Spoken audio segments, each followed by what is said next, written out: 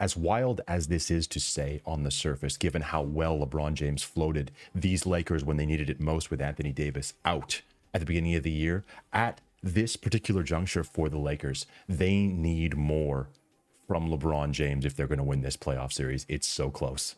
Let's talk about why. So the bipolar effort Lakers made another appearance in a long line of many last night against the Warriors, and the Warriors took advantage. LeBron came out really focused last night, made a lot of jumpers in the first half. He really seemed like he understood the importance of winning this game and trying to shorten the series, because I think that LeBron understands that the longer this series goes, and the longer that the Lakers have to play sublime defense on Steph, the harder it's going to be for them to maintain their coverages without tiring out, and the harder it's going to be for Davis to both stay healthy and ensure that he's at the same level of defense for the entire series. And one important thing to notice is that when LeBron came out for the second half, his jump shot looked extraordinarily different than it did in half one. It was hitting the rim very short a lot of the time. He missed most of the jumpers that he took in the second half. So you can look at that one of two ways. The first way is, well, he was kind of losing focus. He was a bit out of rhythm coming out of halftime, and his team started getting further and further behind. So it was a bit of a fluke. The other way you can look at it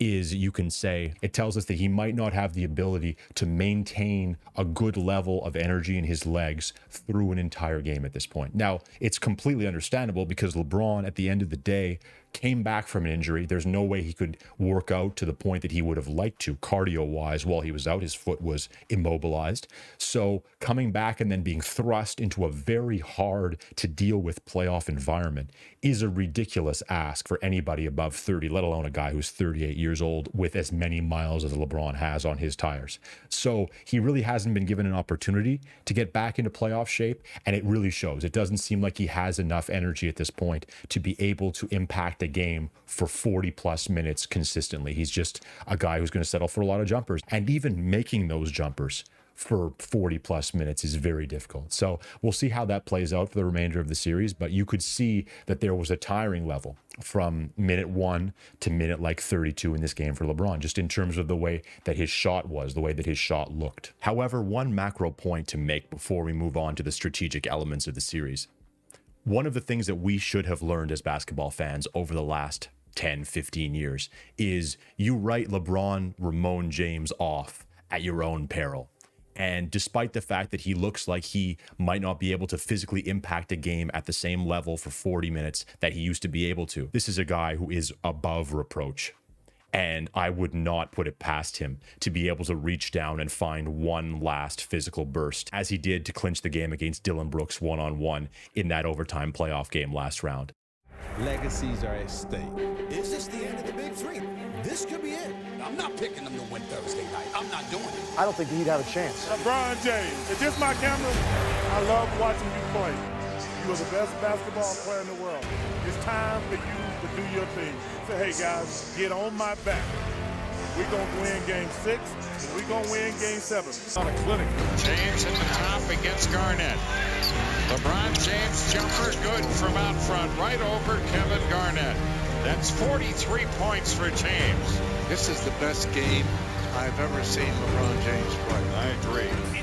So in our video discussing post game 1, what the Warriors might do, what they should do strategically to try to counter some of the ways the Lakers beat them up in game 1 and how the Lakers shut down their offensive flow, we actually nailed a lot of the more obvious adjustments. We talked a lot in that video about the key things that the Warriors needed to do to adjust, going smaller, creating better spacing, ensuring that Steph Curry was able to keep a live dribble against Jared Vanderbilt's contests, and really at the end of the day, spamming, something that the Warriors don't like to do and haven't really done consistently at any point during their title runs, which is spamming high pick and roll, just doing the James Harden thing, spreading it out, giving Steph the ball, hoping he can keep a live dribble, and having either Kevon Looney or Draymond Green, whoever Anthony Davis is guarding, come up, set a screen, and see what they can do from there. The important thing to note, though, is that the Lakers decided, I'm not sure whether this was 100% the plan or whether Anthony Davis was just doing this because he was tired or whether it was an adjustment that they made,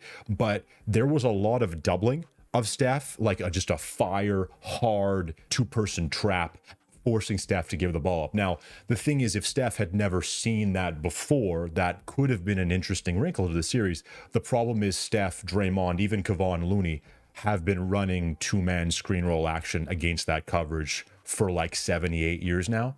So that adjustment is something that they know how to execute against perfectly. They have hundreds and hundreds of playoff reps against that type of coverage. And Steph, predictably, because he's an underrated passer, a brilliant basketball IQ player, he understands how to dissect the defense. And if he's seen a coverage before, he's just going to fall back into rhythm. And that's what you saw. So I don't think that the Lakers can survive doing that. However, there's a very important caveat here as to why Darvin Ham may have decided to do this. And it's based around one word, and that word is fatigue. There is a tremendous potential for the Lakers to gas out in this series. LeBron obviously is the primary guy that you worry about in that regard. But Anthony Davis, after 44 minutes in game one, he looked tired at the end of the game. He looked completely gassed. He was settling for jumpers at the end of the third quarter into the fourth quarter of game one. And that fatigue didn't fix itself before game two. Again, only one day between every single game in this series. That's going to be a problem for the Lakers and Davis specifically, because Anthony Davis, if he's fatigued and he can't give that maximum level of effort on both ends, and especially defensively, the Lakers are kind of screwed, right? And so it did seem like the Lakers' game plan was informed by the need to not gas out Anthony Davis and Jared Vanderbilt too early in the series, and also just that natural primal fear of, if Jared Vanderbilt gets caught on the screen, Steph Curry's shooting an open three. So the question becomes, what does Darvin Ham do as an adjustment to what the Warriors did? In other words, how are they going to have Davis and whoever's guarding Steph, likely going to be Jared Vanderbilt most of the time, sometimes Dennis Schroeder, how are they going to guard those high pick and roll actions? Because the way that they played it, hard doubling Steph frequently in this game, did not work. It allowed Steph to dictate the terms of the game, give Draymond the ability to get downhill, and then just make plays for others. Way too many open shots and way too much rhythm created for the Warriors in this game. It's not a sustainable solution to that high pick and roll, in my opinion. And you'll see the Warriors do, not only with Steph, but with other guards, you'll see them create as many high pick and rolls with Davis as they possibly can. The Warriors are pinpointing one of the major weaknesses for the Lakers guards, and especially with Austin Reeves, they do struggle with screen action sometimes. And so I think we're going to see a ton of screening action, especially pick and roll, where the screen is flipped multiple times on the perimeter to see whether the Warriors guards can get the primary defender out of position at the point of attack and then attack downhill, even if the Lakers don't double. So I think in terms of a solution with how Davis needs to guard the pick and roll, it's going to be very dependent on how much Darvin Ham trusts Jared Vanderbilt to pursue Steph around screens in the same way that he did game one, and try to stay as much in contact with Steph's body as he possibly can. I think you're going to see a lot of drop coverage from Davis, and they're going to force Curry to make jumpers either contested from three, with Vanderbilt contesting from the side or coming around the screen or whatever, or trying to force Steph to make jumpers in that little phone booth area between where Davis's drop coverage is and the three-point line, in that sort of long two area, or making floaters or what have you, and then living with that, rather than having a much more open floor where it's Draymond making the decisions or Looney making the decisions, facilitating off a double team and playing 4-on-3 downhill. Again, if Davis is out of the play, which happens a lot when you have him double, then all of a sudden the Warriors are playing 4-on-3, and the defensive player with the most gravity on the floor and the most effectiveness on the floor is at the three-point line, not really affecting the play. That solution just doesn't work for the Lakers, and it won't work defensively long term. So Darvin Ham is likely going to have to find another solution. I'm not sure why he went with that one. I think it was a mistake, but I'm not sure, given how the Warriors shot the ball, that the Lakers were going to be able to win that game anyway. And the last thing that I want to mention is another element that we pinpointed post game one, which is that Klay Thompson, a guy who, you know, his father's announcing for the Lakers, this is a big series against the team that he grew up cheering for.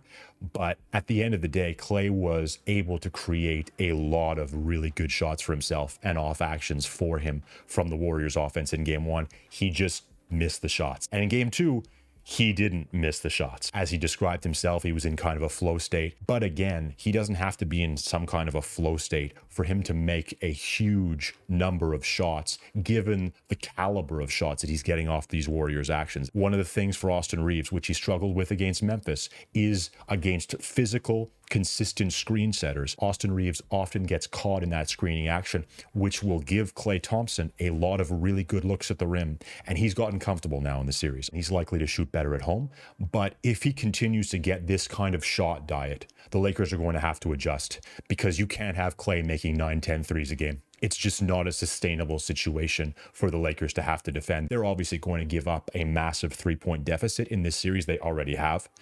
But if Klay continues to make the shots that he made in game 2, and more importantly, getting the quality of looks that he got in game 1 and game 2, the Lakers may have to switch their defensive coverages, because Austin Reeves, if he continues to struggle navigating screens, is going to give Klay too many open looks. And the Lakers can't have that. But again, the Lakers have been a massive Jekyll and Hyde team the whole year. They've only lost back-to-back games once since they remade their roster at the trade deadline. So I expect them to come back with a massively improved effort in game 3. And I think that Jared Vanderbilt's going to be tasked with following Steph as he did in game 1. It'll be more difficult because he's going to have to navigate more screens. But I think the Lakers also need to be cognizant of the reality that the Warriors' ethos has always been a shared offensive burden. And allowing Curry to distribute, allowing Draymond to distribute to open shooters is always going to be a more sustainably successful model for the Warriors over time than Steph scoring 57 a game, even if it's efficient. So I think they're going to have to go to a model where, yes, Steph is probably going to get a lot of points, but at the end of the day, you don't want to get beaten by Klay Thompson shooting innumerable open shots, JaMychal Green being able to line up his three-pointer from the corner for 17 seconds before draining it. You know, these are the things that are going to kill you over a long series. Asking Steph to get 56 a game is probably not going to kill you to the same extent, but we'll see what the Lakers come up with.